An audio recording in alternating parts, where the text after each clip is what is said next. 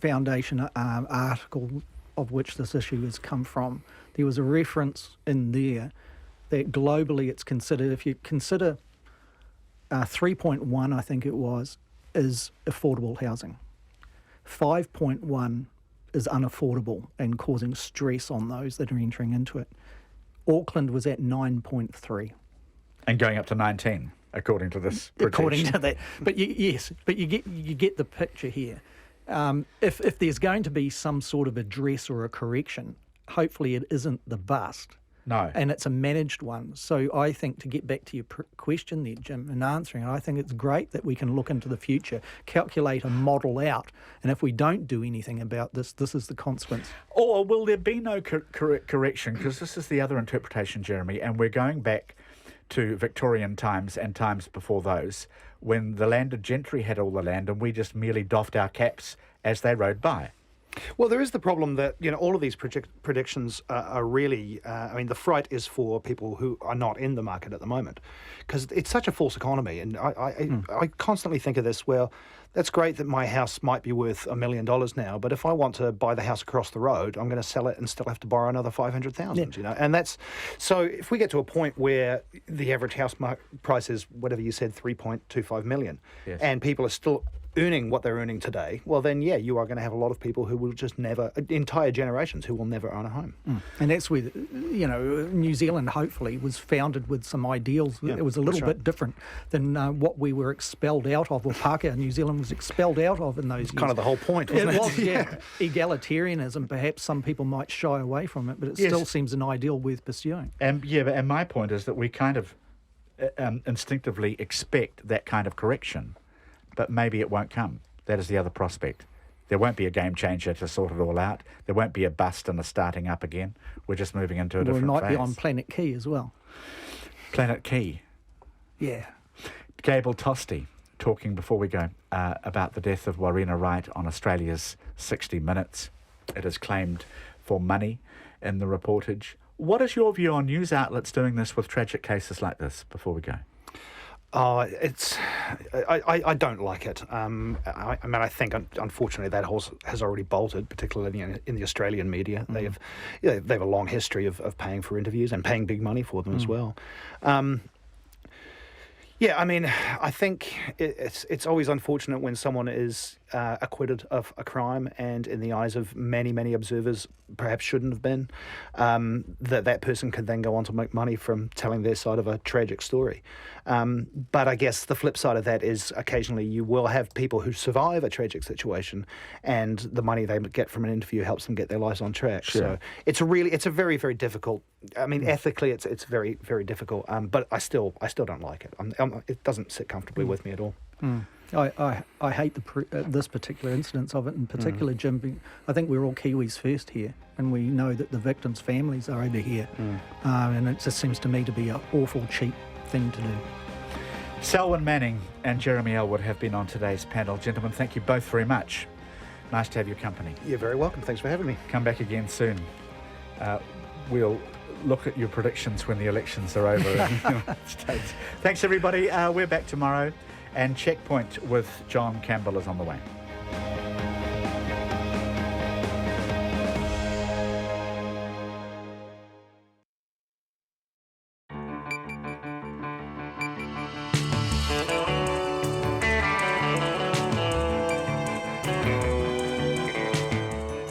Kia ora everyone. Tonight, the government announces an extra $300 million for emergency housing. But how much will need to be repaid? The FBI clears Hillary Clinton again. In Cincinnati, they queued for hours to vote. And the union representing Donald Trump's hotel workers speak out. How are they going to vote? Well, not for their boss. Jail for a man found guilty last year of abusing bobby calves. The mystery of a dinghy and its connection to a woman found on Browns Island.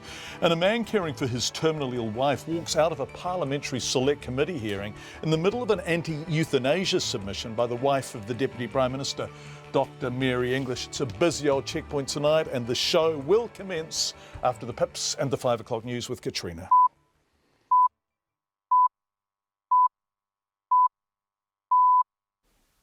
RNZ News at 5. Kia ora, good evening. Ko Katrina Batten tēnei. Emergency housing is getting a $300 million injection from the government. The money is to go into emergency housing places, more support for tenants and more frontline staff. Here's our Deputy Political Editor, Chris Bramwell. The funding boost will be enough for an extra 1,400 places, 600 in Auckland and the remaining 800 in areas of high demand around the country.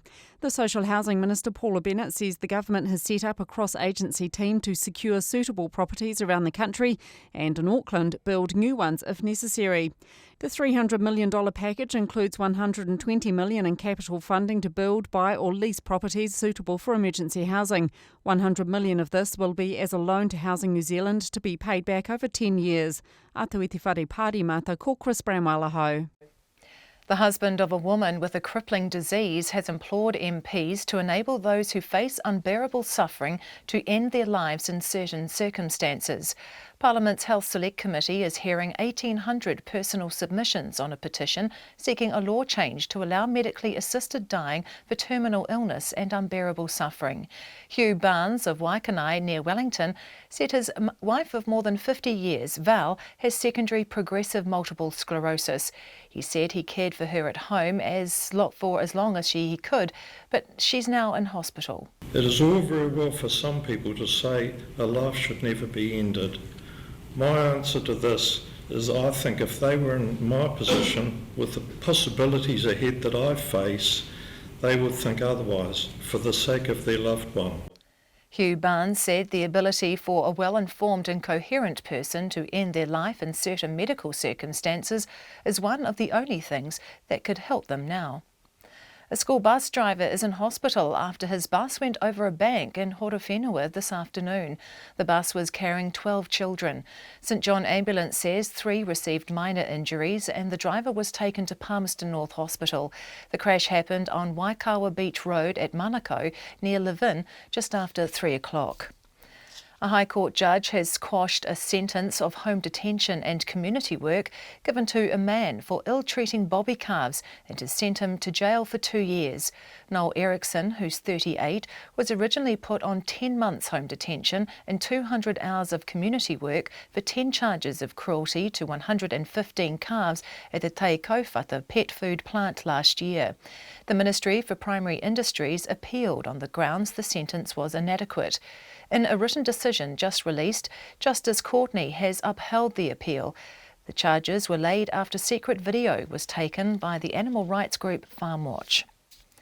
Donald Trump is renewing his claims that his presidential rival Hillary Clinton is protected by a rigged system. 2 weeks ago, the FBI reopened its investigation into Mrs. Clinton's use of a private email server while Secretary of State. Now the agency's director, James Comey, says after reviewing additional evidence, it has not changed its earlier conclusion that there is no criminal case to bring against her. Mr. Trump told a campaign rally in Michigan the FBI could not have looked at all the emails involved. You can't review 650,000 new emails in 8 days. You can't do it, folks. Hillary Clinton is guilty. She knows it. The FBI knows it. The people know it. And now it's up to the American people to deliver justice at the ballot box on November 8th. Donald Trump says nothing changes the fact that Mrs. Clinton's use of a private email server was reckless and put US security at risk. The police are investigating the killing of a rare sea lion on the Otago Peninsula. Department of Conservation staff found the body of the 11-month-old female called Rua on Saturday on a beach near Portobello with a bullet hole in her head and a deep cut on her body. Rua made headlines when she was born last summer and was adopted and named by the nearby Warrington community. DOC's Coastal Otago Operations Manager Annie Wallace says the shooting was a brutal and senseless killing of a critically threatened animal. It's 5:04. To sport, and the All Blacks coach Steve Hansen doesn't believe the historic loss to Ireland will be a millstone around his side's neck. A day on from the 40-29 loss in Chicago, which ended the All Blacks' record 18-test winning run, Hansen says it should be remembered the side has made history in many positive ways. I don't think it's something that's going to hang around our necks and strangle us to death that we've lost a good Ireland side. The challenge for this group now is to get themselves up off the floor and have a good look in the mirror at ourselves, coaches included, and what can we do that we didn't do right, and front up against Italy. The All Blacks play Italy in Rome on Sunday morning. South Africa are edging towards victory on day 5 of the first cricket test against Australia in Perth. Needing an improbable 539 to win, the Australians a short time ago were 225 for 5, having started the day at 169 for 4. Andy Murray has celebrated his rise to world tennis #1 with a victory over American John Isner to claim his maiden Paris Masters title and his 8th tournament win of the season. The Briton has taken over from Novak Djokovic at the top of the ATP rankings today. And after almost a decade at the helm of Cycling New Zealand's elite programme, High Performance Director Mark Elliott has resigned. That's the news. Sympathy from the Corrections Minister. If it is at all possible within the law, we would obviously like to see a compassionate response to the situation. Key benefits of the Saudi sheep deal. We did do something that was novel, I agree with that. Something that was a bit unusual, and I think on balance you sit there and say, are we getting something out of it? Yes. The stuff of dreams. People were kind of shocked, to be honest with you, so it took a while to realise that they had actually won, so I think they kept drinking until they realised, you know. You can believe it. Guy Aspinall and Susie Ferguson, Morning Reports, weekdays from 6. Then on 9 to noon, New Zealander Sarai Behrman, who's become the most powerful figure in women's football. And after 10, can the rich be part of the solution to wealth inequality? Self-described 1%er Chuck Collins says yes and argues it is in their interest to do so. Join me, Catherine Ryan, on 9 to noon after Morning Report on RNZ National. Met Service weather now through to midnight. Tomorrow, Northland to Taranaki, also Coromandel Peninsula, Bay of Plenty and Taupo. Showers, some heavy with isolated thunderstorms and hail until evening, clearing tomorrow morning. Whanganui and Taihape to Kapiti, also Gisborne to the Tararua district. Occasional rain, possibly heavy and thundery until tonight, clearing most places in the west tomorrow morning and elsewhere later. For Wellington, Wairarapa, excluding the Tararua district and Marlborough, rain, possibly heavy, clearing Marlborough overnight, Wellington in the morning and Wairarapa later. For Nelson, occasional rain, clearing this evening. Canterbury to Southland, mostly fine, however isolated showers during the afternoons and evenings, mainly inland. Bulla to Fiordland, fine at first with isolated showers inland today. Rain developing in Fiordland tomorrow morning, then spreading to southern Westland in the afternoon while becoming heavy in Fiordland. And the Chatham Islands cloudy with occasional rain. It's 5:08 and you're listening to Checkpoint. Thanks, Katrina. In a moment to the US we go, with voting day almost upon us and a significantly large number of people voting early. We have extensive coverage tonight from Cincinnati, where they queued for hours to vote, to the Guardian reporter on the campaign trail with Hillary Clinton, along with all those celebrities, of course, to Nevada, where Trump's own hotel staff are mobilising against him. But first, to breaking news from New Zealand. Emergency housing is getting a $300 million injection from the government. The money is to go to emergency housing places, more support for tenants and more frontline staff. The funding boost will be enough for an extra 1,400 places, with 600 in Auckland and the remaining 800 places in areas of high demand elsewhere. The Social Housing Minister, Paula Bennett, made the announcement this afternoon after Cabinet.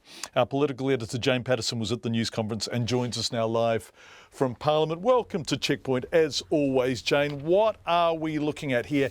Is this new money, first of all, over and above what was announced in the budget? This is all new money, John, but the one thing to note is out of the $300 million, $100 million of it, the large portion that's going to Housing New Zealand will have to be paid back. So the Minister said that is fiscally neutral, i.e. it's not going to cost the government anything in the long run. That will be over 10 years. But the other $200 million is new money, and that will basically be booked against the budget next year. For a little bit of a breakdown, the $100 million of that has to be paid back, will go to Housing New Zealand, and that's so that they can build, buy and lease properties. So actually getting the bricks and mortar for people to go into. There'll be $71 million for rental subsidies that they need to run those houses, and another $102 million that will go to community housing providers, and that's really to give people budgeting support and all of that sort of thing, and $10 million going to frontline Ministry of Social Development staff. Right, so Jane, I'm looking through this as you go, as you say all that stuff. So the headline on the media release is government injects another $300 million to emergency housing. Then we find that they repay, Housing New Zealand will have to repay $100 million of it.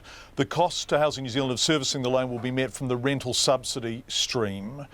So there's a little bit of smoke and mirrors there. It's interesting to see. It does look like a slightly flat-footed announcement, doesn't it? That last paragraph, in addition to developing housing land on Crown land in Otahuhu, work is progressing on modular housing at 3 sites across Auckland. There's a slight sense of catch-up here. Does it feel that way? Look, the Minister, when we asked her about that, said that this has been work that's been going on since late last year and into this year. And to be fair, I don't think you can just kind of magic up 300 million. I don't think Bill English would be too keen on that kind of carry on. So I do think there's been work put in here and due diligence, as the Minister said. But obviously the government, this is a political vulnerability for them, emergency housing, the whole issue of poverty. So no doubt they've been sharpening their pencils. In fact, the Minister Paula Bennett was asked whether this funding boost is an admission there is a housing crisis. What it's saying is that there's most certainly challenges out there and some of our most vulnerable feel them. As I say, central government hasn't been in this space before. We're the first government to step up and actually give them some certainty of funding. We have seen a demand and are unapologetic about stepping up and actually delivering for them. So Jane, that was the Minister talking. Was she with the Prime Minister at Post-Cabinet this afternoon?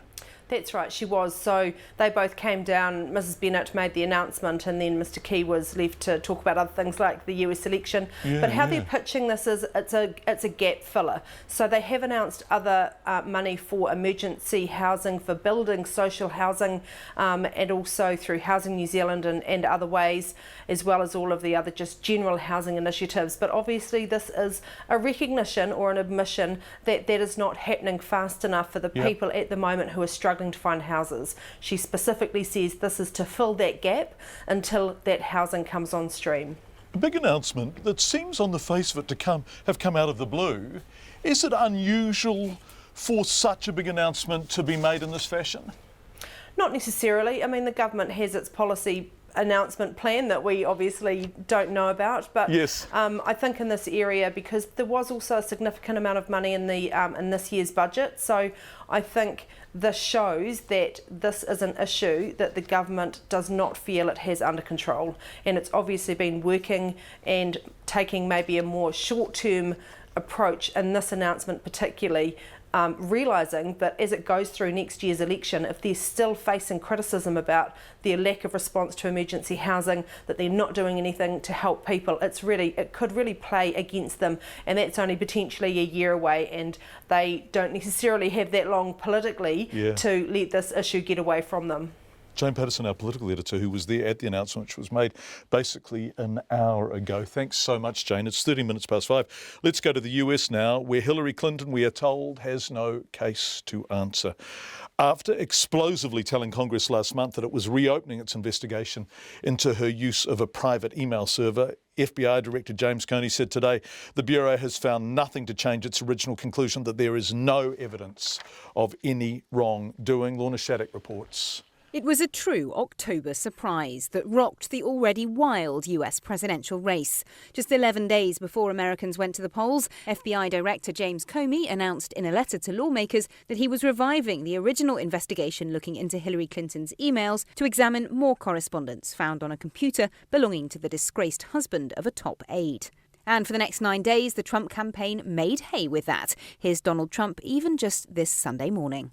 FBI Director Comey and the great special agents within the FBI will be able to collect more than enough evidence to garner indictments against Hillary Clinton. The Clinton camp said there was something troubling about the release of such information so close to Election Day, and many experts said there was no way the FBI would be able to finish combing through the emails before the election, leaving a cloud of suspicion hovering over the Democratic nominee as early voters went to the polls. But now, with 2 days to go, a conclusion. And it seems this was a fuss about nothing. Mr. Comey said his team had been working around the clock to process and review all the emails to or from Hillary Clinton while she was Secretary of State and found nothing new. On board the candidate's plane, Communications Director Jennifer Palmieri merely told reporters, "We're glad this matter has been resolved." But the Trump team says some aspects of the controversy haven't changed. This is campaign manager Kellyanne Conway. Some of the facts are still the same. She was reckless, she was careless, she was selfish. There was no reason to set up that server in the first place. By the way, there was no reason for us to have wasted all these resources of our federal government to track down her petty, peevish, selfish interest, her setting up the server, her lying about it. And some, like former House Speaker Newt Gingrich, have even implied that Mr. Comey was strong-armed into this decision. He tweeted that the FBI director must be under enormous political pressure to cave like this. Certainly there will be serious questions for the FBI to answer about the timescale and management of this whole process, not to mention leaks to the press. But in some ways the damage has already been done for Mrs. Clinton. The original news came just as she was looking comfortably ahead in the polls, with her campaign even talking about expanding into more Republican states. But that lead evaporated. Now she's just focusing on trying to clinch the deal. And for the more than 40 million Americans who've already cast their ballots in early voting, it's already too late. If she doesn't win the White House, Mrs. Clinton is likely to blame the FBI as much as Donald Trump for her loss. Lorna Shattuck, New York. Later on Checkpoint, we talk to Sabrina Siddiqui, a political reporter for The Guardian in the US, who's on the campaign trail with Hillary Clinton. But first to Cincinnati, Ohio, the third most important of the so-called swing states, with 18 electoral college votes on offer, where something quite telling was happening today. People were queuing to vote, not a small queue through the building and out the door, that kind of thing, but a queue that spoke of people giving a damn, of being highly galvanised, a queue that one man we spoke to spent 3.25 hours in. We'll talk to him later on Checkpoint. But Katie Vogel is the engagement editor for the Cincinnati Enquirer newspaper, and if you think that sounds familiar, they recently backed the Democrats for the first time in a century. Katie Vogel was in the queue. We spoke to her earlier. So, John, I actually was voting as a private citizen today. I did not go to vote early in anticipation of having to work because Tuesday, election day here, is actually an 18-hour shift for me. So I wanted to get this out of the way and to not stress. So when I got to the Hamilton County Board of Elections, usually early voting queues are, maybe a couple hundred people, sometimes even less. And today, there were actually almost 1,300 people in line.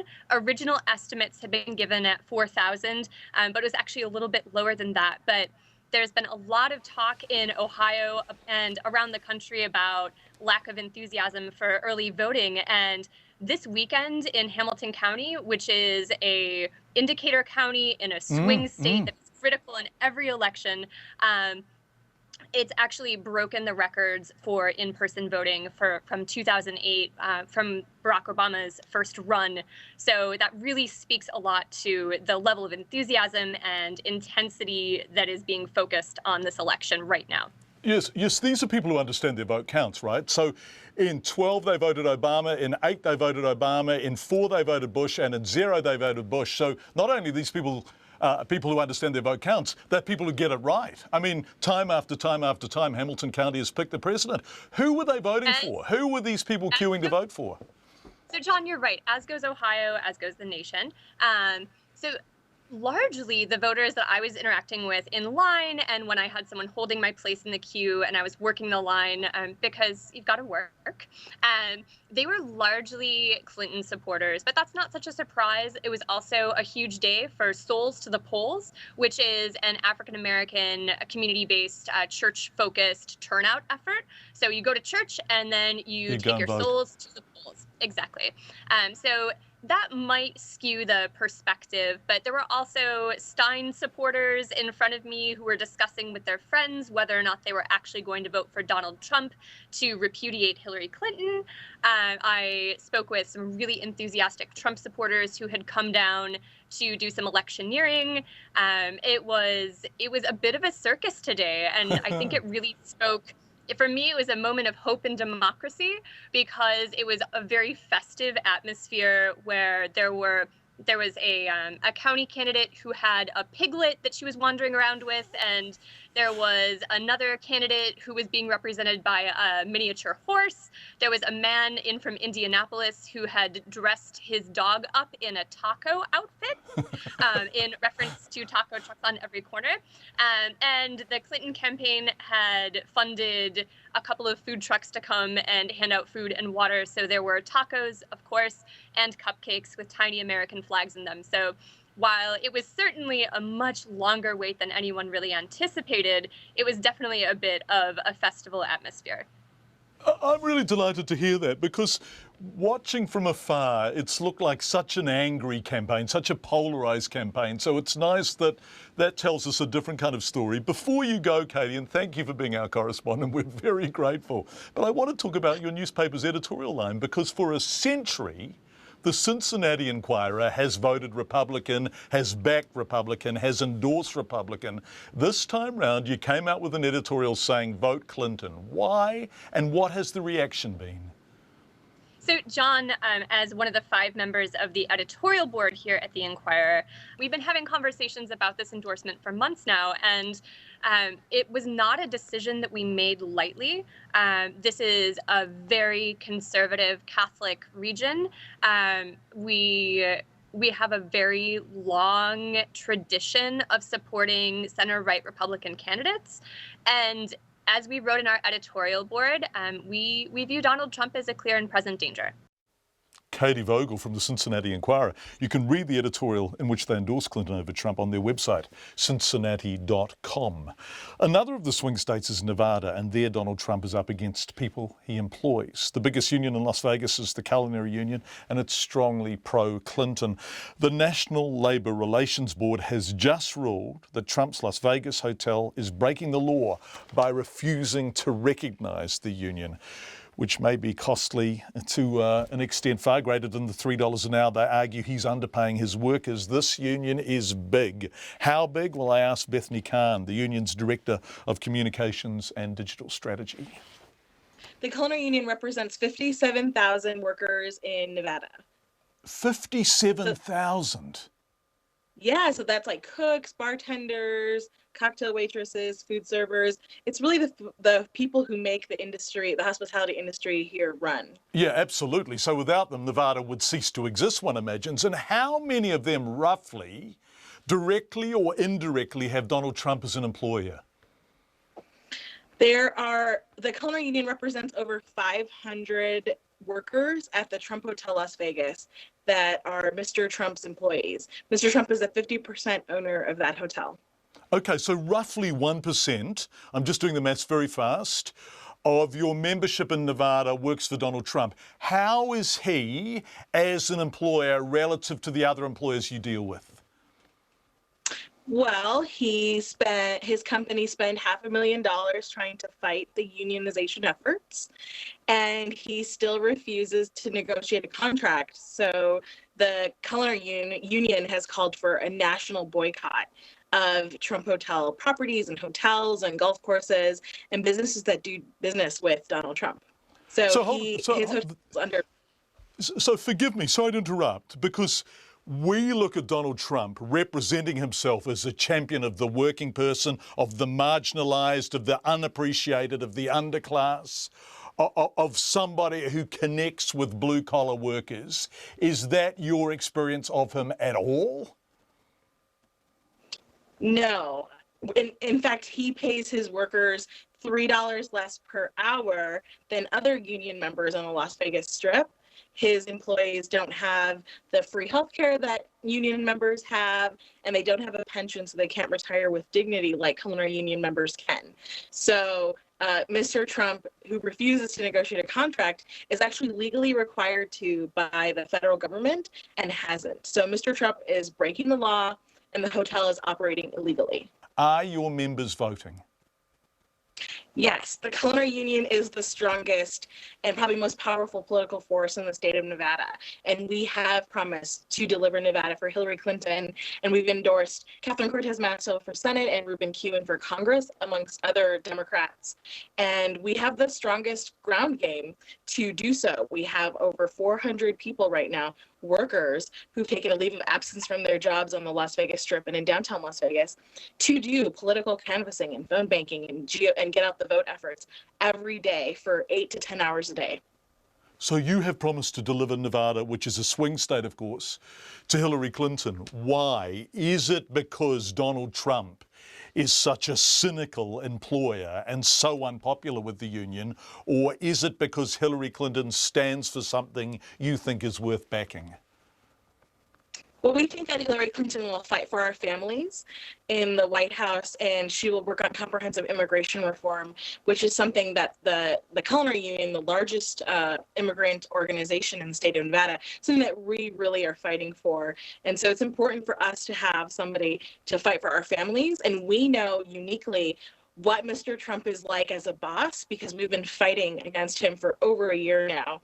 And we think he's been a really bad boss, and he would be a bad president. That's Bethany Kahn, who is the Culinary Union's Director of Communications and Digital Strategy. 50,000 plus members in the state of Nevada, a swing state.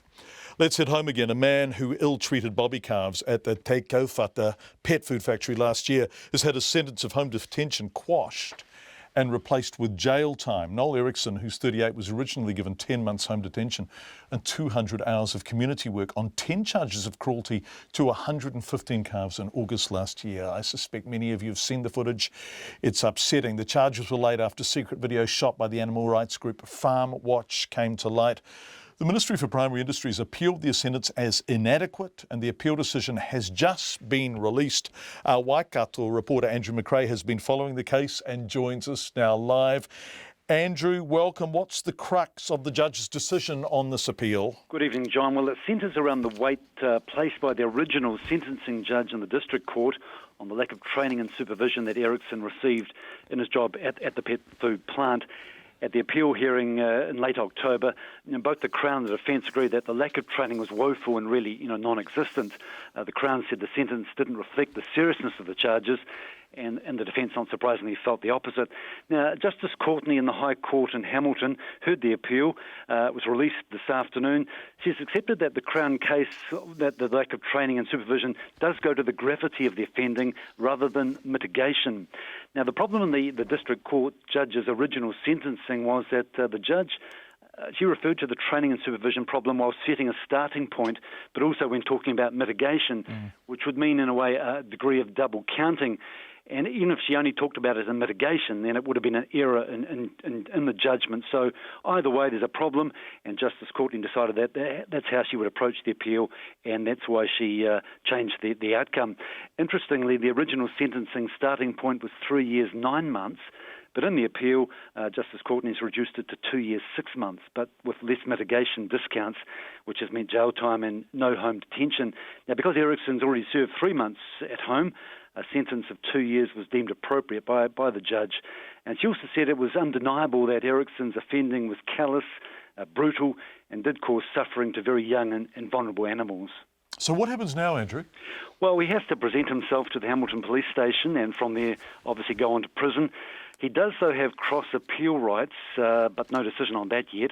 MPI has welcomed the appeal decision. And Erickson's former boss and also the company itself, they're still to appear in court. They will in the Huntly District Court in December.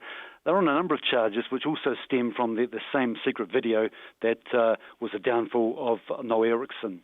Andrew McRae joining us live with the news that the man who was originally given home detention for those crimes against the bobby calves, I'm sure many of you have seen the footage, is now going to jail. A Waikanae man left a parliamentary committee today in the middle of an anti-euthanasia submission by the wife of the Deputy Prime Minister, Dr. Mary English. Dr. English was making a rare personal submission to Health Select Committee members on a petition seeking legislation to make medically assisted dying legal in some cases of terminal illness and unbearable suffering. Our health correspondent Karen Brown was there. Hugh Barnes told MPs that about the time he and his wife Val retired, she developed secondary progressive multiple sclerosis. We had several dark years seeing it worsen, and our house filled with wheelchairs, ramps, rails, special beds and hoists. It was very hard for us to continue to enjoy life with Val's serious disabilities and the realisation it would only worsen. Mr Barnes said Val is now in hospital and his main purpose in life is to make her life bearable. He says they've both seen what's in store for his wife of 50 years. We know a time may come when life for Val may also become intolerable and pointless. The biggest dread we live with at the moment is what Val may experience in the final stages of her life, with us having no contact or say over it. We know doctors do all they can to help, but we have nevertheless we see every day, people's ongoing pointless suffering. He had a plea for the committee, which met in 3 separate rooms today to deal with the volume of personal submissions. Surely it is only humane to be able to use modern techniques to prevent anybody suffering dreadfully and unnecessarily towards the end of their life. Please help us. Next up was Mary English, who's been a GP for 25 years and is also the wife of Finance Minister Bill English. She referred to medically assisted suicide by the acronym MAD and said she's opposed on several grounds, including that New Zealand has the world's highest rate of suicide among those aged 15 to 24. I don't think I would be alone in regarding it as both inconsistent and cynical public policy to regard suicide or MAD as okay for sick, elderly or terminally ill people, but bad for young and distressed people. Dr English said such a law change would also be unsafe for disabled people. I think this would be really unsafe, for they would know that at the heart of MAD legislation is the idea that some lives are not worth living, lives a lot like theirs. Hugh Barnes got up and left the committee room during Dr English's submission, the only person to do so, while she continued. The issue of medically assisted dying would be incredibly divisive and set colleague against colleague, family member against family member, colleague against family members. It would erode the essential ingredient to the doctor-patient relationship, which is trust. Earlier, Olympic runner Anne Hare described the death 2 years ago of her father-in-law Renee Hare, a prolific newspaper letter writer and social campaigner who had become riddled with cancer. Anne Hare said he wanted to die. This is not people walking around the street deciding to end their lives, so I totally get that, and I totally get that this is a decision that you should be able to make. My father-in-law made it many times. He said if he was a horse he would have been shot. She says her father-in-law chose to starve himself and would have wanted family there at the end, but it proved impossible at 5 a.m. one morning. So he died with a doctor and a nurse, which breaks my heart. Another submitter, Rabbi Isaac Mizrahi from the Wellington Jewish Community Centre, said he's opposed, partly because of the scope for further changes. In Nazi Germany, they eliminated so many people because they deemed their lives not worth living. And that's a very chilling idea, and certainly the sentiments here are not at all the same, but I'm concerned that it will escalate to the point where our own viewpoint is skewed. The Health Committee also heard from 2 Dutch submitters who urged MPs to give New Zealanders choice over the issue and said safeguards put in place in the Netherlands, where assisted dying is legal, are working. For Checkpoint, Karen Brown.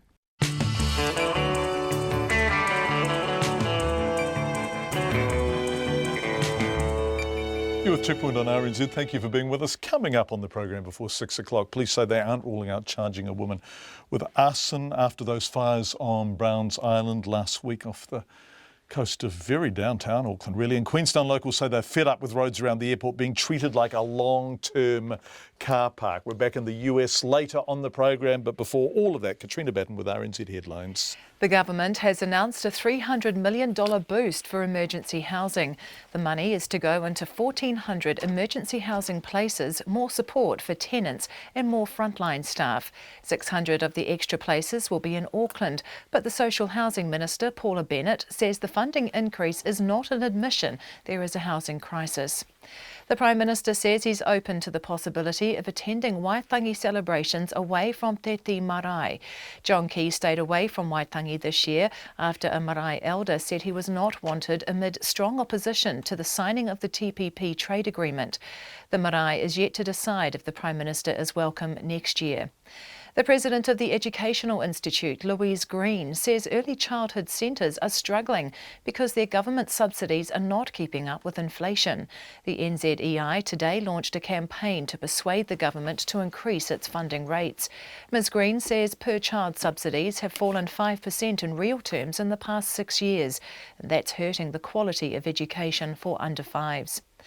A jury has been told large quantities of blood from a man whose body was dumped outside a group of flats in Palmerston North were later found in a car belonging to the man accused of killing him. Hemete Pono is before the High Court in Wellington, accused of murdering Samuel Culling with what the Crown says was a shot to the head from behind. Health authorities in Canterbury insist using water intended for farm animals as a backup supply of drinking water is safe. The bore used by the mid-Canterbury town of Mayfield is close to running dry, so the Ashburton District Council has hired a treatment plant to use up a water race as a backup. The Canterbury Medical Officer of Health, Alistair Humphrey, says the water will be tested to make sure it's safe. Those are the headlines. I'll be back at 6. Thanks, Katrina. Let's turn to business news now. Jonathan Mitchell joining us from Wellington this week. Jonathan, nice to have you back with us. Fascinating old day. Gold prices fell because the markets think that Hillary Clinton's got it sewn up now. Boy, they're tempting fate, I suspect. But we're looking at banking. Westpac came out with a lower profit result today, is that right? Yes, it came out with a lower profit after BNZ and ANZ Bank also reported weaker results in the past week or so. Westpac's profit fell 4% to $872 million. Still pretty healthy by profit standards, but certainly reflects a number of things biting into the sector at the moment. Low interest rates and tough competition are affecting margins. Its bad debts also grew, mainly due to the dairy sector, the farming sector weakness. One thing that's also coming through is the shift to banking online and cutting retail stores, something certainly ANZ was talking about. Westpac is closing 9 retail stores.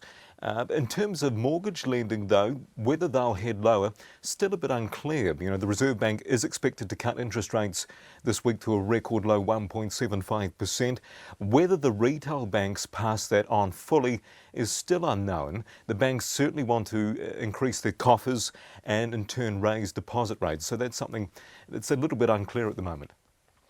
Interesting interview with Cameron Baggery to that effect on Morning Report this morning, wasn't there, where he was saying basically long-term rates have gone as low as they're going to go. Let's move from banks to casinos. Sky City has a new CEO, Jonathan? That's right. You'll remember Nigel Morrison resigned quite abruptly back in April. He's being replaced by Graham Stevens, who heads the South African-based casino Sun International.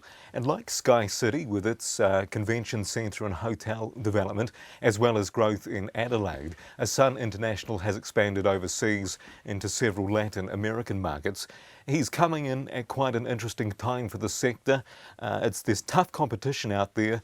There's been a decline in the number of high rollers doing business, and there's also been a crackdown by Chinese authorities on their nationals gambling overseas. He takes on the role in May. Sky City has told me today they're expecting him to come in with some fresh ideas, a long-term strategy to try stave off the competition. Jonathan, the markets, boy, they must be punch drunk. So this year we've had China, of course, we've had Brexit, we've had real uncertainty about where the US elections are going. There is a sense after that FBI announcement today that that Clinton really is now out in front as the favourite, although these are the same people, of course, who predicted Brexit wouldn't happen. What did the markets do?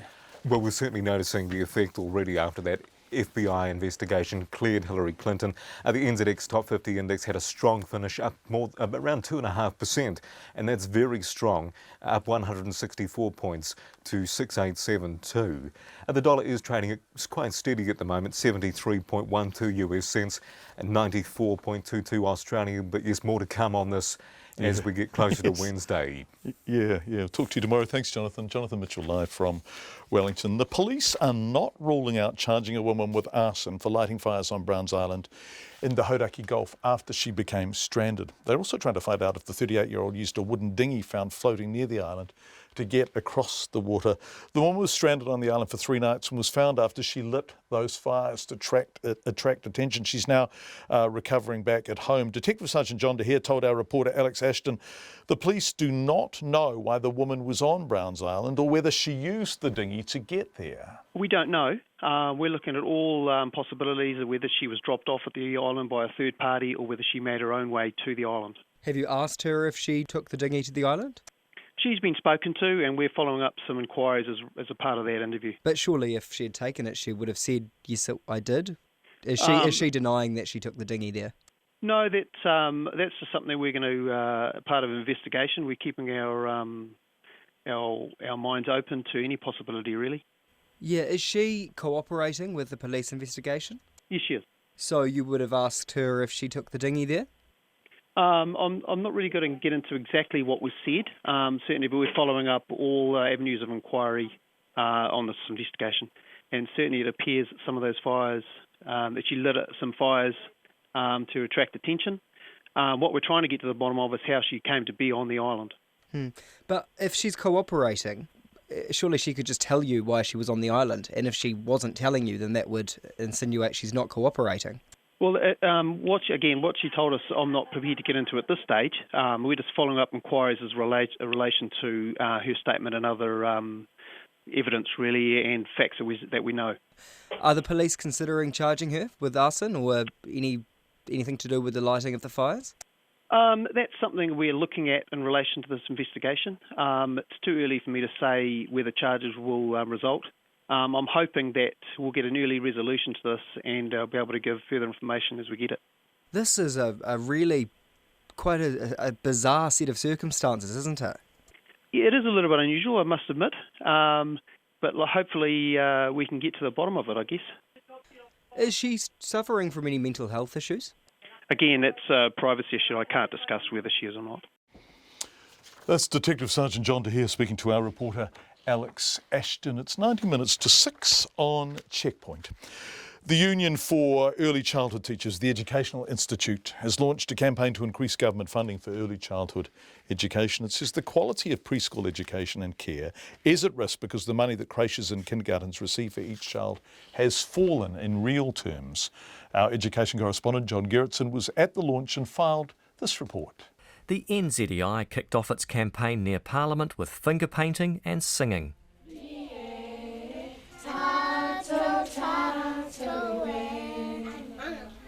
But the union's message was for the adults across the road in the beehive. Its president, Louise Green, says the government's been focused on increasing enrolments and now it's time to focus on quality. She says since 2010, when the government reduced the amount of funding it gives to centres where all teachers are qualified and registered, early childhood subsidies have not kept up with inflation. Since 2010, we believe that there's been a cut. In real terms, that's about 5%. So that needs to be restored, plus compensation for what's happened over time. So these centres are really struggling and they need that funding restored, funding for quality. Parent Amelia Hanscom was at the campaign launch. She says she knows from being on management committees at her children's early childhood centres that they're finding it hard to make ends meet.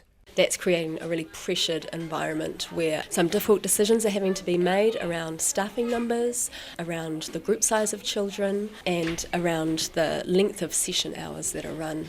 These decisions are not always in children's best interests, but are in the interests of surviving economically in this climate. Teacher Andrea Shepherd says teachers know their centres are struggling, so they help out by giving up things like non-contact time or time in lieu. She says quality hasn't suffered yet. We make sacrifices to keep it high, and I think that's why educators like me are speaking up now, because we just can't really maintain that. It has such an effect on our health. Andrea Shepherd says the government needs to increase per-child funding and also reintroduce the higher funding rate for centres where all teachers are qualified and registered. We need the financial commitment to having 100% qualified teachers again, because this is where centres, high-quality centres like this, which run at 100% qualified staff, they take such a financial hit for that decision. And, we're competing for the same funding with for-profit centres who have the minimum number of qualified staff, and this is how they become profitable. The government says it's doubled its spending on early childhood education since 2007, the percentage of qualified teachers has gone up, and for every dollar spent by parents, the government spends $8. But other early childhood groups agree with the NZEI that funding has eroded on a per-child basis, and the Chief Executive of Early Childhood New Zealand, Kathy Wolfe, says quality has suffered. The quality has been eroded because some centres are choosing to either cut back the hours of the qualified teachers or to bring in unqualified teachers.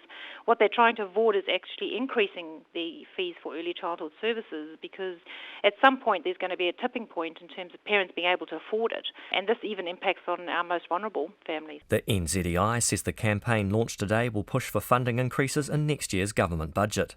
For Checkpoint, called John Gerritsen Tēnei. Coming up to 5:45, a man whose body was found dumped outside a group of flats in Palmerston North was paranoid and behaved abnormally the night he died, a jury had been told. Hemi Te Pono, who was 32, is before the High Court in Wellington, accused of murdering 26-year-old Samuel Culling in what the Crown described as a cowardly fashion with a shot to the head from behind. However, the defence told the jury he had no motive to kill Mr Culling. Our court reporter Anne-Marie May was at the start of the trial. The Crown prosecutor, Deborah Davies, told the court Samuel Culling and Hemi Te Pono had only known each other for a day. She said the defendant had only arrived in Palmerston North a couple of days before the murder. On the night of August the 4th last year, he drove up and down a street in suburban Highbury before going to several houses asking for drugs. This demonstrates, at that time, on the 4th of August, the day before this homicide, he had a lack of connections in Palmerston North. And it was that night, in the context of this behaviour, that somehow the defendant met Mr Culling. The defendant seeking drugs from strangers and Mr Culling's who used drugs, a common ground. Ms Davies said Samuel Culling had been paranoid the night he died. Making friends turn off the lights at night, crawling around on the floor, thinking drones were watching him and that police were after him. He was paranoid, perhaps from drug use, but not because there was a reason to be. People went after him, police went after him. Ms Davies said a significant amount of Samuel Culling's blood was found in Mr Te Pono's Mercedes vehicle. She said the Crown case is that Samuel Culling must have been sitting in the front passenger's seat at the time of the killing. A considerable amount of blood had flowed down the left side of the passenger seat, through the underside of the seat, the framing of the seat, and down the back of the seat cushion. It had flowed down the left side of the centre console too. The carpet beneath the front passenger seat was saturated with blood. However, the defence lawyer Steve Winter said the Crown case is well short of reaching the standard of guilty beyond reasonable doubt.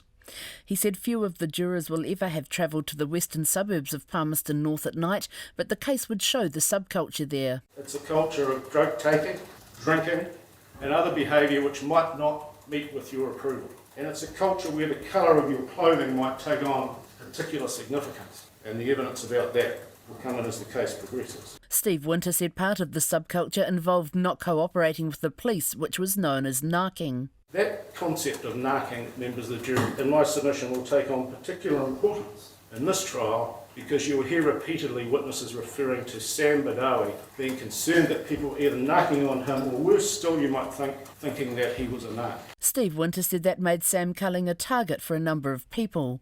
He said there was no suggestion of any motive Hemi Te Pono had to kill Mr Culling, and that lack of motive would be critical.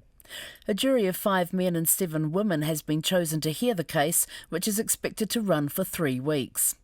For Checkpoint, Anne-Marie May. Coming up to 6, you're with Checkpoint on RNZ. An upcoming television interview with Gable Tosti, the man acquitted, of course, of murdering New Zealand woman Warina Wright, has sparked an online backlash. Ms Wright fell from Mr Tosti's Gold Coast apartment building after a Tinder date went really horribly wrong. After a high-profile trial last month, the 30-year-old was found not guilty of murder or manslaughter. Remember, the jury deliberated for days. Australia's 60 Minutes TV program has reportedly paid thousands for an exclusive interview with Mr Tosti and is running previews featuring audio recordings of Ms Wright pleading to be allowed to leave the apartment. Good God. Kate Kiriakou is the chief crime reporter for the Courier Mail in Brisbane. She covered the trial and joins us now live. Kate, tell me I'm doing 60 Minutes a disservice here. Are they really running trailers for the program featuring Warina Wright pleading to be able to leave the apartment?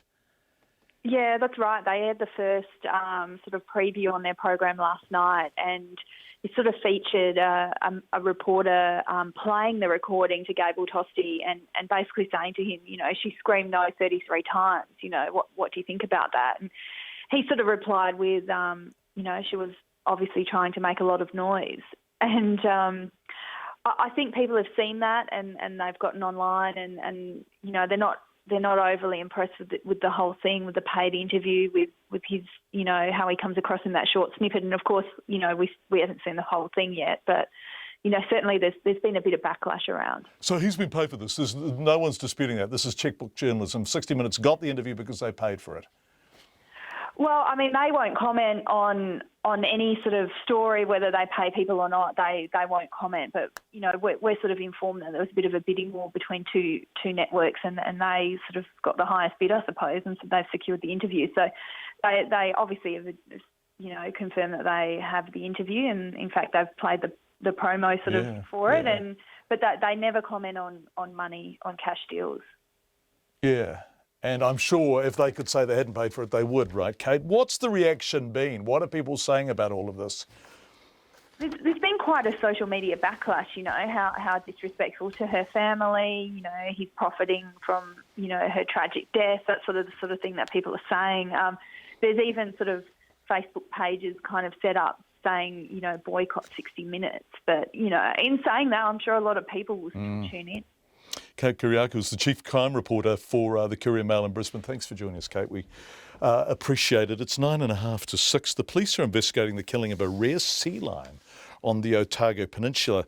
Department of Conservation staff found the body of the 11-month-old female sea lion called Rua on Saturday on a beach near Portobello with a bullet hole in her head and a deep cut on her body.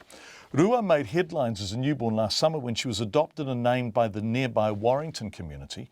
New Zealand sea lions are one of the rarest sea species in the world, and the chairman of the New Zealand Sea Lion Trust, Stephen Broney, says Rua's shooting is a terrible blow. It's a tragic and a very, very sad occurrence that's happened here on the Otago Peninsula. We only have 15 pups born this year. I mean, we're talking about the marine mammal equivalent of the kakapo here in New Zealand. I mean, the New Zealand sea lion is a nationally critical and just recently been classified as an endangered species. So there's very, very few of them, and they just recently started breeding again on the mainland in 1993. So we have a handful of pups every year coming back, and the community's really embraced this on the whole, in that whenever the females turn up and we get reports of where they are, and the local community keeps an eye out for them and looks after them. And this particular pup that was named Rua was born at Warrington, just north of Dunedin, and she was born in a little old pine forest close to the beach, just behind where the local campground was. And the local community really kind of embraced looking after her, and she became a bit of a tourist attraction there with the locals. But she's turned up on the Otago Peninsula here with what looks like a bullet hole and a big, looks like a gaff wound on her side as well. So she's currently dead, of course, but she's been sent up to Massey for a full autopsy. How much of a shock is it? It's senseless. I mean, this is an animal which, by all accounts, she was about 11 months old. She could have gone on to breed and contribute 5 or 6 other pups to the mainland population over the years, and I just can't understand the mentality or the reason anybody could have for shooting an animal like that. I mean, it couldn't possibly have been doing anybody any harm or whatever. Stephen Broney from the New Zealand Sea Lion Trust. Obviously, anyone who knows anything about that shooting, please contact the police. Warnings are being sounded across the Tasman about a scientific brain drain. The Australian Society for Medical Research has released evidence today that 80% of Australian scientists are thinking of leaving their profession. It would be a procession of 80% of them left. Here's the ABC's Sophie Scott. Nessa Drinkwater's scientific career has taken her around Australia and around the world, exploring new ways to develop drugs for diseases such as malaria and asthma. But with government funding for her research about to run out, she'll be out of a job in a few months. I'm forced to search for a different position on another research project in a different lab, which in reality would mean me accepting another short-term position within a very unstable system or alternatively leaving research completely or moving overseas. After 7 years as a professional scientist, she feels her career in the lab has come to a dead end. We're being told that myself and people like me really have no position in the ongoing system, that there's just no space for us. A new study from the Australian Society for Medical Research reveals almost 1 in 4 scientists are uncertain about whether they would be employed in a year's time because research funding is so difficult to get. President of the ASMR, Dr. Sarah Meacham, says more than 80% of the scientists they surveyed are considering leaving. What's really important to say is these people are 10, 20, 30 years into their careers. They're highly skilled and talented. If we lose them forever. The report says 15% of Australia's scientists had already left. A spokesman for the Minister for Health, Susan Lee, said under the coalition, funding for medical research increased from $750 million in 2013 to a record of almost $850 million in 2015.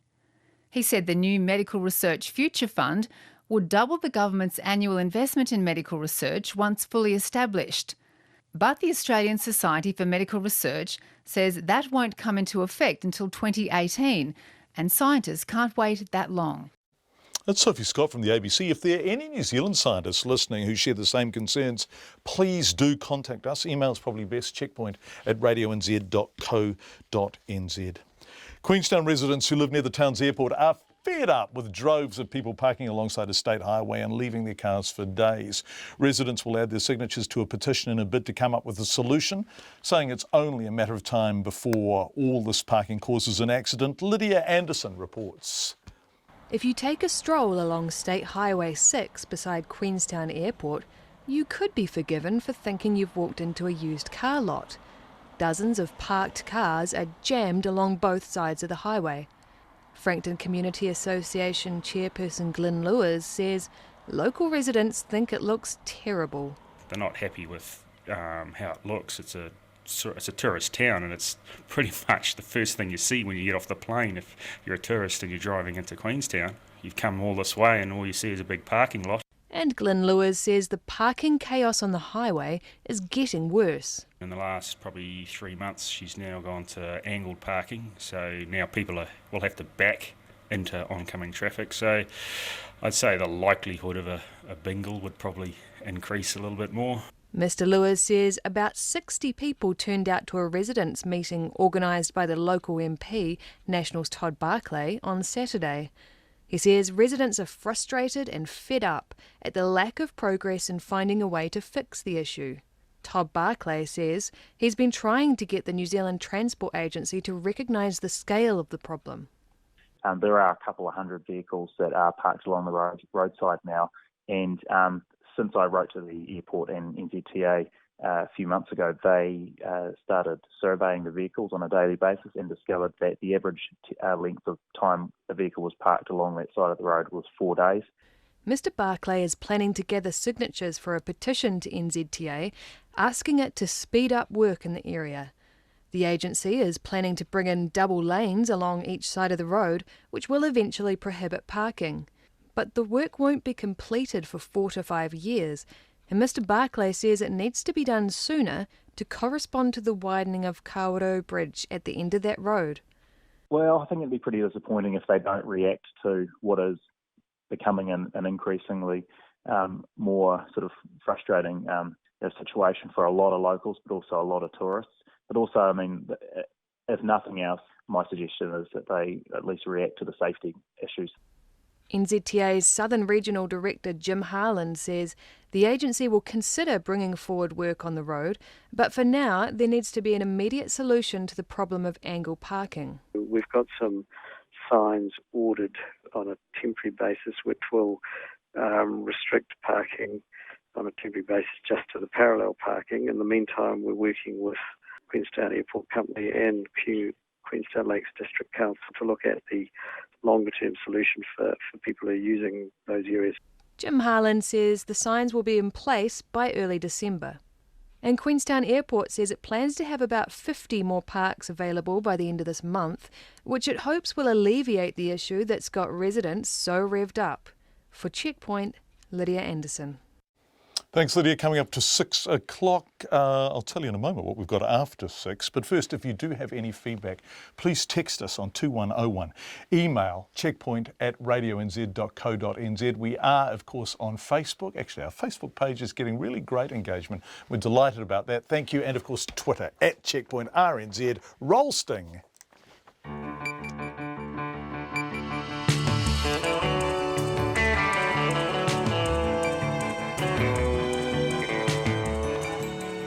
Deal with Checkpoint, and Katrina Batten's giving me a hard time for saying roll sting. Was it just a breach of all demarcation rules here, Katrina Batten, was it? That's their job. Sorry. Old school. Thanks, Katrina. Right, well, I'll do my job and tell you what's coming up in the next half hour. Emergency Housing gets a $300 million injection from the government. The FBI closes its case for the second time over Hillary Clinton and her emails. We speak to a voter in Cincinnati, Ohio, who queued for more than 3 hours to cast an early vote.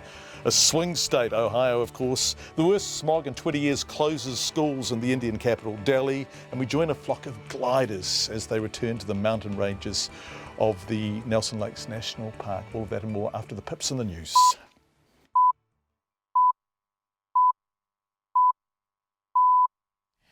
RNZ News at 6. Ngā mihi nui, good evening. Ko Katrina Batten tēnei. The government has announced a $300 million injection into emergency housing, funding an extra 1,400 places.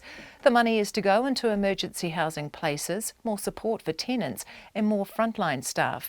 600 of the extra places will be in Auckland and the remaining 800 in areas of high demand around the country. The Social Housing Minister, Paula Bennett, says the funding boost is not an admission there is a housing crisis. What it's saying is that there's most certainly challenges out there and some of our most vulnerable feel them. As I say, central government hasn't been in this space before. We're the first government to step up and actually give them some certainty of funding. We have seen a demand and are unapologetic about stepping up and actually delivering for them. Paula Bennett says the government is looking at buying and leasing more motels for emergency beds. Junior doctors have rejected a new offer by district health boards to settle a row over rosters and pay, and another strike seems likely. The doctors walked off the job at all public hospitals for 48 hours recently in a dispute over rosters they say are unsafe. DHB say they made their fourth formal offer to the Resident Doctors Association today and expected it to settle the dispute. They say their offer, made in mediation, was rejected, and they believe the doctors are planning to strike again. The DHBs say their offer gave doctors what they've asked for and would mean no doctor worked for more than 4 nights or 10 days in a row. They say it also included a 5% pay rise over 3 years and an extra $200 for junior doctors when doing a weekend shift. An Olympic runner was among those arguing at Parliament today for a law change to permit assisted dying under certain conditions. Middle distance runner Anne Hare joined others at 3 separate Health Select Committee hearings in Wellington. Our health correspondent Karen Brown was there. Anne Hare told MPs it broke her heart when her father-in-law died of cancer 2 years ago without a family member present. She said her father had campaigned for the rights of others but was unable to choose to end his own life, which was wrong. A Waikanae man, Hugh Barnes, said his wife Val needs hospital care for her multiple sclerosis. He said he's worried about what the future holds for her and believes those in good mind and with good advice should be able to choose to die. A Wellington GP, Mary English, argued against medically assisted dying, saying it would increase the risk of suicide among young people. This is Karen Brown.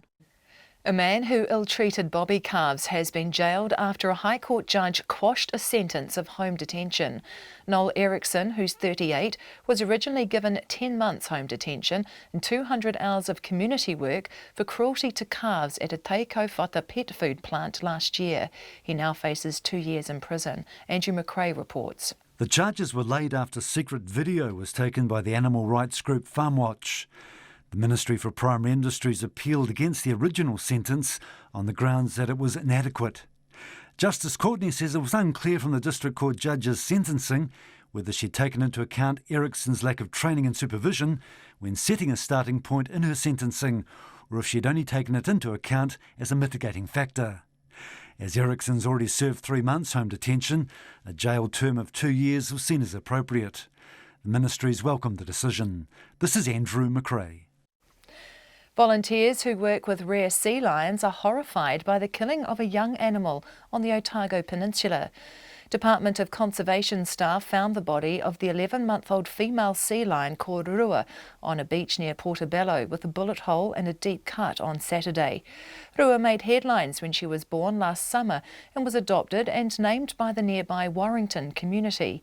The chair of the New Zealand Sea Lion Trust, Stephen Bronny, says Rua's shooting is terrible. It's a tragic and a very, very sad occurrence that's happened here on the Otago Peninsula.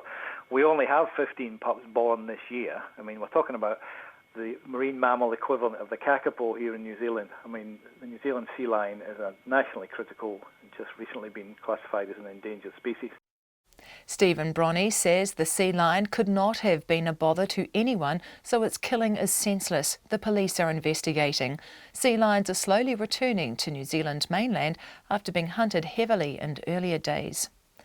A spokesperson for some of the Pike River families says he'll be writing to the Prime Minister because he believes part of the mine is safe to enter. The mine exploded in 2010, killing 29 men. 2 years ago, the mine's owner, Solid Energy, decided it was too risky to enter and it should be permanently sealed from the outside. A family spokesperson, Bernie Monk, says as a result of the work being done to seal the mine, he's discovered the gas levels are safe enough to allow the mine shaft to be entered. He says the stretch of the mine should be looked at for evidence. It's 6:05. To sport, and after having their pride dented in the historic loss to Ireland in Chicago, the All Blacks are already planning revenge in Dublin. However, they have a midfield selection headache for Sunday's test against Italy, with George Moala and Ryan Crotty both out injured, although they have received a boost in the locking department. Seta Tamanivalu has been called into the squad as midfield cover, with Malachi Fekitoa and Anton Leonard-Brown now likely to start in Rome. First choice lock Brodie Retallick is set to join the squad, having recovered from a head knock which ruled him out of the Ireland test. Following the test against Italy, the All Blacks head to Dublin to play Ireland again, and captain Kieran Reid says they're already looking forward to it. South Africa are on the verge of winning the first cricket test against Australia in Perth, having taken 3 wickets in the opening session on the final day at the Wacker. Needing an improbable 539 to win, Australia have gone to lunch at 263 for 7. And Liverpool has shot to the top of English football's Premier League with a 6-1 thrashing of Watford at Anfield. Arsenal and Tottenham drew 1-1, while Manchester United beat Swansea 3-1 to climb to 6th. Defending champions Leicester sit just 2 points out of the relegation zone after their 20-match unbeaten run at home was ended with a 2-1 loss to West Brom. That's the news. On Nights Tonight, we have a new series produced for RNZ by Russell Brown called From Zero. Over 7 episodes, Russell knocks on the doors of tinny houses and P-labs, talks to dealers, doctors, lawmakers and lawbreakers, and we'll chat to Russell Brown about it all tonight. And we'll talk to the Australian scientist behind the crochet coral reef. Curious? Plus, our regular Monday features. It's all on Nights Tonight after the news at 7. RNZ National. Excuse me, I'm going to cough. Met Service weather through to midnight tomorrow, Northland to Taranaki, also Coromandel Peninsula, Bay of Plenty and Taupo. Showers, some heavy with isolated thunderstorms and hail until evening, clearing tomorrow morning. Whanganui and Taihape to Kapiti, also Gisborne to the Tararua district. Occasional rain, possibly heavy and thundery until tonight, clearing most places in the west tomorrow morning and elsewhere later. Wellington, Wairarapa, excluding the Tararua district, and Marlborough, rain, possibly heavy, clearing Marlborough overnight, Wellington in the morning and Wairarapa later. For Nelson, occasional rain clearing this evening. Canterbury to Southland, mostly fine, however isolated showers during the afternoons and evenings, mainly inland. Bulla to Fiordland, fine at first with isolated showers inland today. Rain developing in Fiordland tomorrow morning, then spreading to southern Westland in the afternoon, while becoming heavy in Fiordland. The Chatham Islands cloudy with occasional rain. It's 6:08 and you're listening to Checkpoint. Thanks, Katrina. The Social Housing Minister, Paula Bennett, says the government's $300 million funding boost for emergency housing isn't an admission that the housing sector is in crisis. The money is to go to emergency housing places, more support for tenants and more frontline staff. The funding boost will be enough for up to 1,400 extra places, 600 of which will be in Auckland. At a media conference this afternoon, the Social Housing Minister, Paula Bennett, was asked whether the funding boost was an admission there's a housing crisis. Well, no, in budget 16 we gave that first tranche of funding, which was the 41 million, and $300 million is a lot of money. So I've got to say we have done due diligence, as any taxpayer would expect us to make sure that we are really filling gaps and that we're putting the money where it's needed and for the people that need it most. We have that information, we have that analysis, and we can now go ahead and take this next step. The $300 million package includes $120 million in capital funding to build, buy or lease properties suitable for emergency housing. Remember all those people staying in WINS authorised motels and paying $1,400 a week to do so? Well, $100 million of this will be in the form of a loan to Housing New Zealand to be paid back over 10 years. Paula Bennett says the loan is new money and will be specifically earmarked for emergency housing. To be honest, they don't do much in this area. They have a community group housing, a few that they rent out to places like Women's Refuge and others. But in general, they are not responsible for new build and the emergency housing. To be honest, we're piggybacking on their processes. They've got, the best processes within government. So I have specifically asked them if they would help in this particular area, and so that's what the loan is for. It's quite separate from their permanent build. That's Paula Bennett speaking at a media conference. The Prime Minister was there too shortly after 4 o'clock or thereabouts. The FBI has closed its case over Hillary Clinton and her emails. With just 2 days to go before Election Day, FBI Director James Comey says the Bureau stands by its earlier finding that no criminal charges were warranted against Mrs. Clinton for using a private email server during her time as Secretary of State. But as Alex Ashton reports, Donald Trump, who was earlier applauding the FBI, now isn't having any of it. With fewer than 48 hours left until the United States has a new president, Hillary Clinton is in the clear. In a letter to Congress, the FBI Director, James Comey, said the agency had completed its review of the new emails and said, quote, "We haven't changed our conclusions that we expressed in July with respect to Secretary Clinton." Just over a week ago, a letter sent by Mr. Comey to Congress, informing it of the newly discovered emails, threatened to throw Mrs. Clinton's presidential race against Donald Trump into turmoil. But today it confirmed Mrs. Clinton wouldn't face charges. Speaking at his campaign rally in Minnesota, Donald Trump wasn't happy. No, you have to understand, it's a rigged system and she's protected. She's protected by a rigged system. She shouldn't even be allowed to run for president, I'll tell you right now. She is the most corrupt person ever to seek the presidency of the United States. Hillary Clinton made no public reaction to the FBI's decision. Instead, her aide described it as welcome news. Earlier, she'd spent the day campaigning in Cleveland, Ohio, with NBA star LeBron James. First of all, thank you for the applause. I know you guys are excited to see her. I didn't know you guys would be excited to see me too, but thank you. Now, I grew up in the inner city, and I know the whole notion of getting out and voting. And I was one of those kids, and I was around a community that was like, our vote doesn't matter. But it really does. It really, really does. Mrs. Clinton praised LeBron James for his work on and off the basketball court, working with disadvantaged children. I can't tell you how exciting it is for me to have LeBron and JR part of the team that's going to take us to the White House starting on Tuesday. Campaigning for Hillary Clinton in Florida, the US President Barack Obama urged locals to vote. All the progress we've made goes out the window if we don't win this election. And we win this election if we win Florida. If we win Florida, it's a wrap. We win Florida, it's over. So we've got to work our hearts out this week, these next 2 days, as if our future depends on it. Because our future depends on it. Hillsborough County is considered a bellwether of how Florida votes. It's successfully picked every president since 1960, with just one exception. Susan McManus is a professor of political science at the University of South Florida. So the saying around here goes, as Hillsborough goes, so goes Florida, and as Florida goes, so goes the nation. At the Sun City Retirement Village, most residents were voting Trump. Have to have somebody other than Hillary, and we've got to have a change in Washington. No choice. Trump, all the way. But the county is also home to a fast-growing Latino community, which has at times felt alienated by Trump. It kind of scares me. I just had a daughter, and I don't want her to be living in a world where Donald Trump is a president with all the crazy things that he says, and he doesn't even think before he speaks.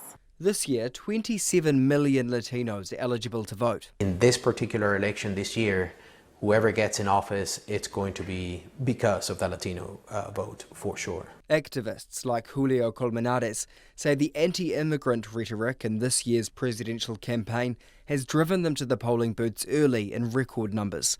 For Checkpoint, Alex Ashton. Really interesting to hear Barack Obama in Alex's piece say that where Florida goes, the US goes. It actually does seem that is a truism that stands, particularly for Trump to win. He has to take Florida, and in that crucial swing state, remember it gave the election to George W. Bush in 2000, even though Al Gore got more of the popular vote. More African Americans have voted early than turned out to vote for President Obama himself in 2012. That's seen as a good sign for Hillary Clinton. The Hispanic community, early voting numbers very high. That's seen as a good sign for Hillary Clinton.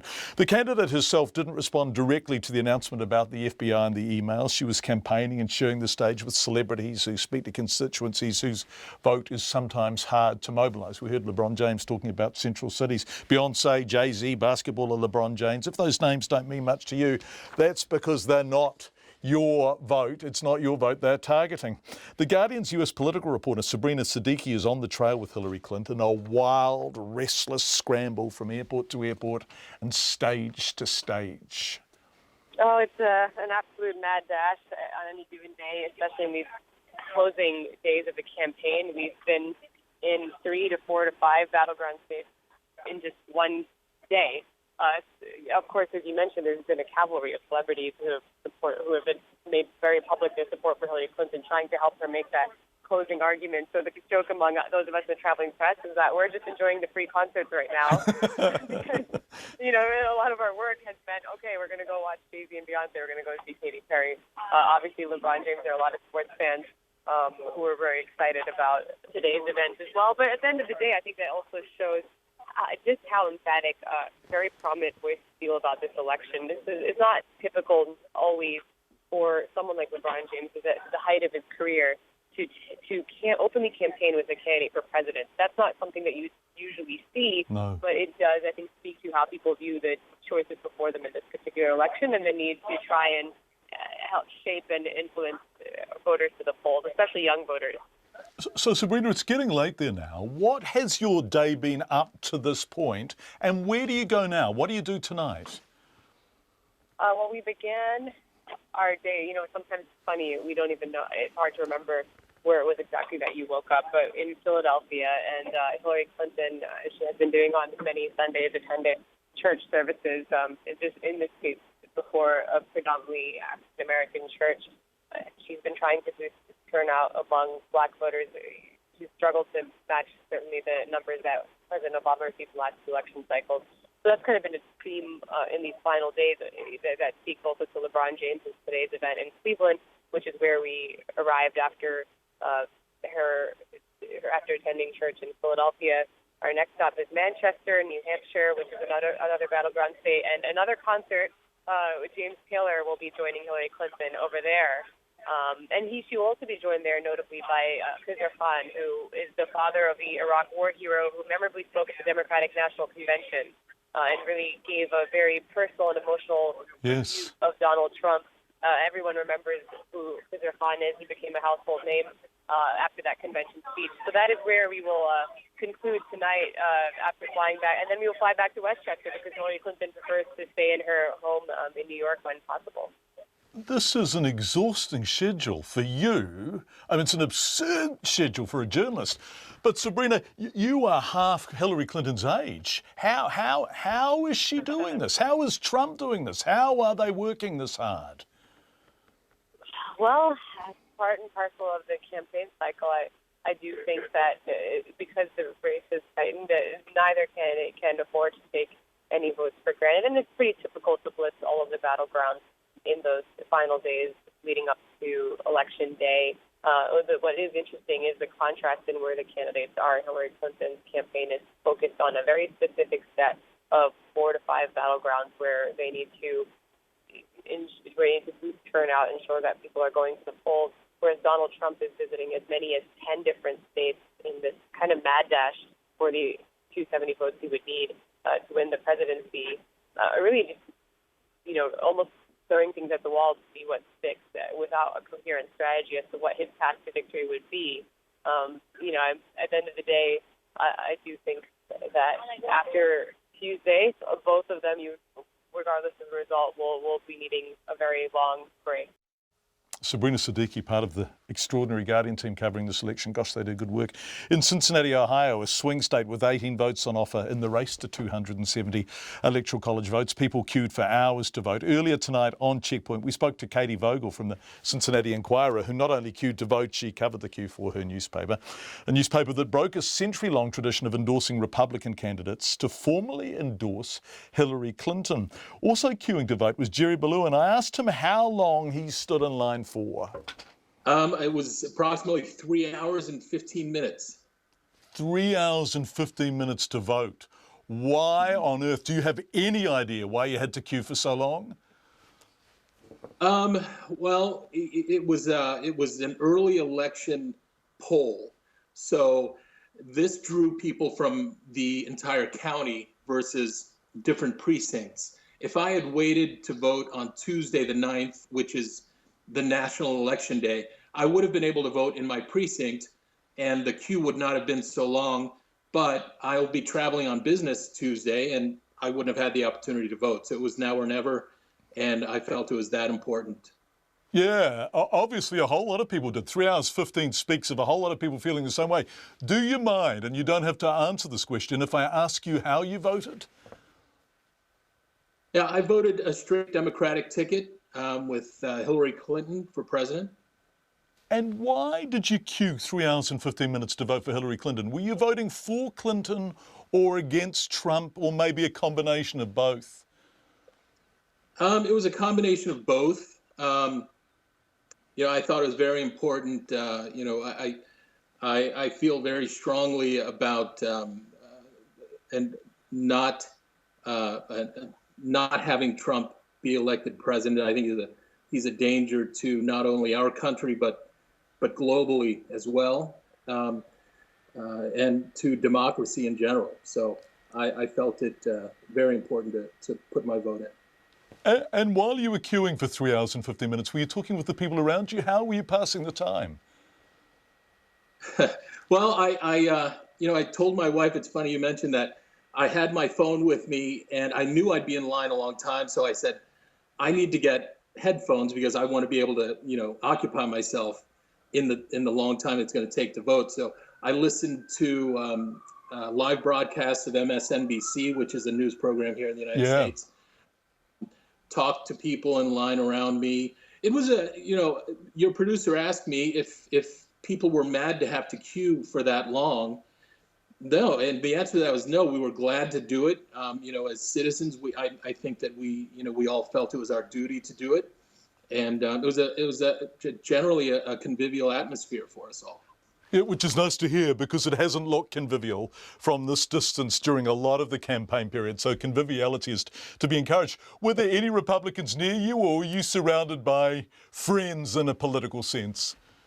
Yeah, no, I had mentioned to Alex, your producer, how there was a broad cross section of people. I hate to say that I could have picked out a Republican just by looking at that person, but the people I spoke to, they were all pretty obviously Democrat and Clinton supporters. Who's going to win? I'm guessing along with the rest of the country, I think that Hillary Clinton will win. I heard that the most recent polls are she has a narrow margin of 4%. I don't think anybody's comfortable with that, but that's the information we have. Jerry Balloon, who queued for 3¼ hours to vote in Cincinnati. Let's go to the Indian capital, Delhi, where schools will be closed for the next 3 days because of the worst smog for nearly 20 years. Air pollution in the city is 70 times the level considered safe. The BBC's correspondent in Delhi has been experiencing the effects firsthand. 5-year-old Siddharth is playing inside his home. All the windows are shut, an air purifier is on. He's not allowed outdoors because it's too dangerous for him. Sometimes when I got a very cold and I cough, my chest pains a little bit. He's asthmatic and is on medication for it. But as his mother, Anu, explains, Delhi's air pollution has made his condition worse. It gets very bad, and we learned the hard way. And now, as parents, we are literally, there's a small, a little bit of congestion, running nose, we're immediately SMSing the doctor the strongest medication you can find. You just need to step outside to get a sense of why Delhi is choking. The entire city is covered by a thick blanket of smog. The sky is this dull greyish-brown colour. You can't see the sun, you can't see the top of the buildings. And when you take a deep breath, there's this burning sensation at the back of your throat. So how bad is it? Anumita Roy Chaudhary is Executive Director of Delhi's Centre for Science and Environment. Over a period of time, if you look at the pollution levels in this city, one, that is several times higher than the standard when we look at these tiny particles that go very deep inside our lungs. Along with that, we are talking about multi-pollutant crisis, that now several other gases, nitrogen oxide, ozone, they're all deadly gases, their levels are also rising. The smog is partly a result of last weekend's Diwali festival, celebrated by the setting off of smoke-emitting firecrackers. But there's another major reason, which lies outside Delhi in the surrounding countryside. I'm walking through a sugarcane field. The harvest took place a few months ago, and now all that's left on the ground is the residue, a straw-like stubble. Now what's happening is that the farmers have set fire to the stubble to clear the field and prepare it for the next cycle of crop. There are thick flames licking the residue.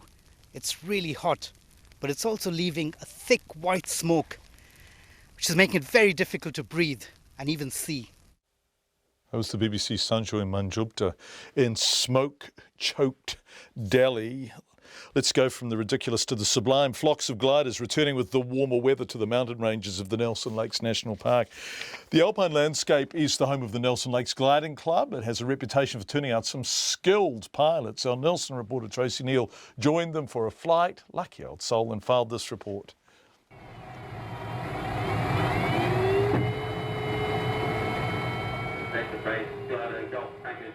Gliders soar on the thermals building above Lake Station. The farm below steep mountains has one long flat paddock perfect for takeoffs and landings. It's suddenly my turn to take to the skies, and it's lucky I've had good instruction.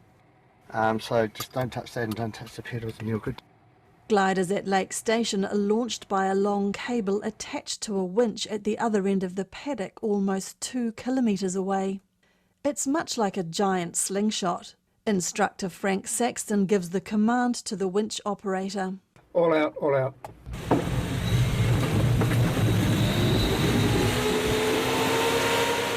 Within seconds, the glider is hurtling up at a steep angle. The glider reaches the top of the arc and the cable is released with a bang. We're drifting at about 100 kilometres an hour. With no engine, the glider relies on air currents to stay aloft, and clouds are a strong clue. The club's only woman pilot, instructor April Rumsey, describes the appeal.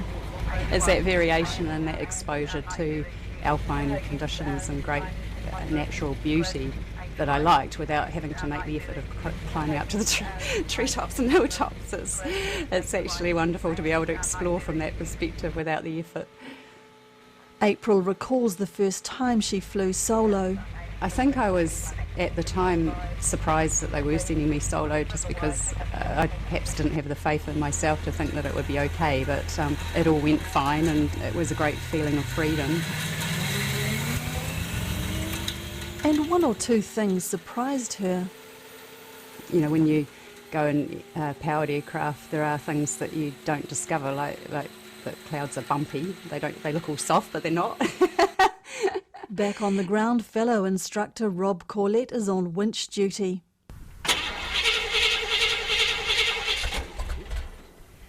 He explains how it works. We're hauling the cable in at about 50, 60 knots straight towards us. We're getting about up to 1,500 foot above the ground until we get to the point where the winch driver will say launch over. If you go a bit too far, it'll just back release. And like any good chain, it's only as good as its weakest link, as Charlie Samuels points out. It's the weak link that breaks if you get too much stress. And do we want a weak link with gliding? Absolutely. Well, rather than have the glider break. Dealing with a cable break is part of the training, along with learning to fly in mountainous conditions.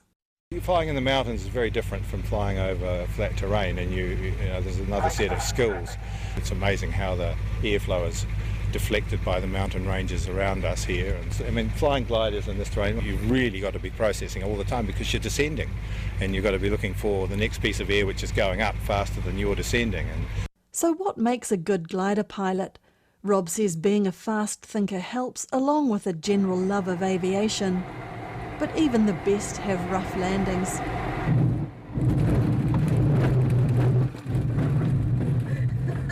At Nelson Lakes for Checkpoint, Tracy Neal. Wonderful, Tracy, wonderful pictures. Thank you for that. That ends the programme for tonight. We'll be back tomorrow at 5. RNZ News headlines at 6:30. The government has given emergency housing a $300 million boost, with the Prime Minister admitting the problem has got worse. A spokesperson for some of the Pike River families believes part of the mine is safe to enter almost 6 years after an explosion killed 29 men. The husband of a sick woman has told MPs that people who are suffering should be allowed to end their lives. And a man who ill-treated bobby calves faces jail after his sentence of home detention was quashed. Our next news and weather is at 7. Once upon a time, no one in New Zealand took drugs. Now we use more than most of the world. How did we get here from zero? Was it the colonists' fault? British drug companies pouring in these proprietary medicines laced with cannabis, opium or laudanum or morphine and also alcohol. From Zero, a 7-part series on Kiwi